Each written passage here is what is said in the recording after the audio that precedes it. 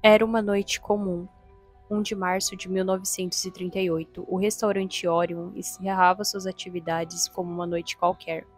Mas nessa noite de carnaval, a calmaria foi interrompida por um crime bárbaro. Hoje vamos mergulhar em um dos casos mais brutais e intrigantes da história do Brasil, o massacre do restaurante chinês. Um crime que chocou São Paulo em 1938, deixando um rastro de mistérios e perguntas sem respostas. Então se acomodem e vamos juntos nos aprofundar nesse caso que mistura tragédia, racismo e controvérsias jurídicas. Eu sou a Detetive Sombria e esse é o Poço dos Enigmas. Em 1 de março de 1938, era uma noite de carnaval, aparentemente comum como todas as outras noites. O restaurante Orion, localizado na rua Venceslau Braz, número 13, próximo à Praça da Sé, em São Paulo, encerrava suas atividades. O local era conhecido por atrair advogados e profissionais do sistema judiciário devido à sua proximidade com o Palácio da Justiça. Fundado por Ho Fun e sua esposa Maria Kiao, o proprietário era um imigrante chinês que chegou ao Brasil em 1928. Inicialmente, ele trabalhava no restaurante de João Aquial e posteriormente se apaixonou e casou com Maria Kiao, tornando-se cunhado de João. Em 1933, no mesmo ano do casamento, a mãe de João veio a falecer, deixando uma herança para a família. O casal então decidiu utilizar a parte da sua herança para abrir o restaurante Orion e realizar o sonho de terem seu próprio negócio. O sucesso do restaurante era o resultado dos grandes esforços de um casal dedicado e respeitado por toda a comunidade local.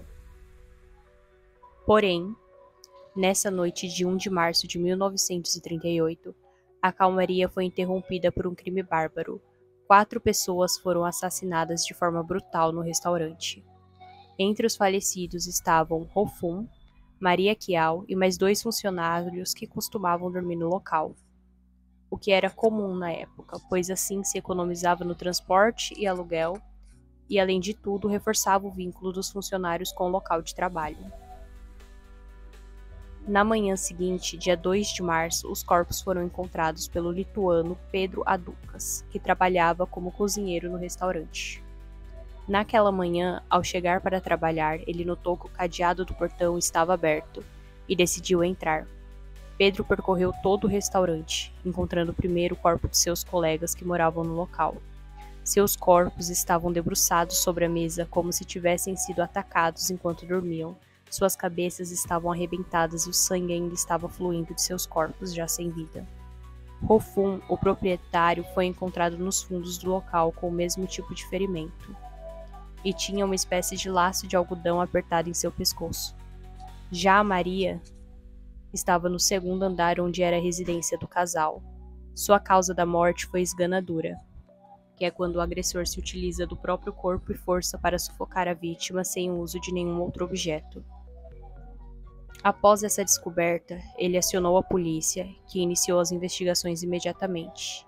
O mais chocante foi que nada foi roubado, o cofre ou nenhum outro objeto de valor tinha sumido, estava tudo em seu devido lugar. O crime parecia ter sido motivado apenas pela violência e não por dinheiro. A polícia enfrentou grandes dificuldades para solucionar o caso. A brutalidade do massacre e as faltas de motivos aparentes dificultaram o trabalho dos investigadores. Durante as investigações surgiram provas e suspeitos, mas nenhuma solução foi definitiva.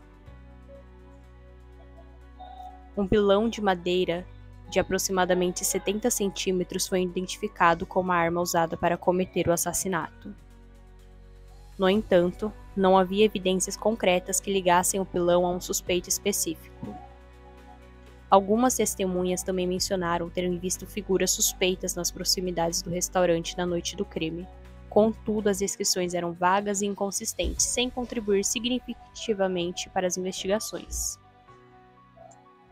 O suspeito inicial foi João Aquial, devido às disputas familiares envolvendo questões financeiras e de herança. Entretanto, João apresentou um álibi sólido. Ele estava em uma reunião com membros da comunidade chinesa na noite do crime, o que foi confirmado por várias testemunhas. Ele foi logo descartado como suspeito. Who Dat Man, um ex-funcionário do restaurante considerado suspeito por estar nas proximidades do local na noite do crime. Porém, não havia provas concretas sobre ele, e ele foi eliminado da lista de suspeitos. Manuel Custódio, ou Maneco, era um outro ex-funcionário que trabalhou como garçom no restaurante. Ele foi investigado brevemente, mas não havia indícios o suficientes para associá-lo ao crime. Arias de Oliveira, um outro ex-funcionário do restaurante de 22 anos. Ele tinha sido demitido um pouco antes do crime e chegou até a confessar o crime durante os interrogatórios, mas sua confissão foi posteriormente considerada forçada, provavelmente resultado de pressões psicológicas e intimidação por parte da polícia. Arias era um homem preto e de origem humilde, enfrentava dificuldades financeiras e preconceito antes de ser acusado. Sua aparência física e robusta foi explorada pela mídia sensacionalista, que o descreveu de forma racista como um monstro com força suficiente para cometer o crime.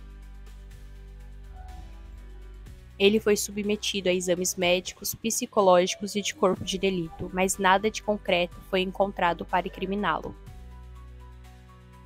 Arias de Oliveira chegou a enfrentar 3 julgamentos, tornando-se o centro das atenções, descrito de forma sensacionalista e preconceituosa pela imprensa. Ele era chamado de monstro, devido ao racismo e estereótipos da época. Durante o processo, sua confissão forçada foi utilizada contra ele, mas Paulo Lauro conseguiu provar sua inocência apontando falhas nas investigações e a ausência de provas concretas. A absolvição de Arias destacou as injustiças no sistema judicial da época e impulsionou a carreira de Lauro, que mais tarde se tornou o primeiro prefeito preto de São Paulo. O massacre do restaurante chinês não é apenas uma tragédia individual, ele reflete questões sociais, como racismo e xenofobia e as limitações do sistema legal. A falta de resolução deixa muitas perguntas. Quem realmente foi o culpado? Por que o crime foi tão brutal?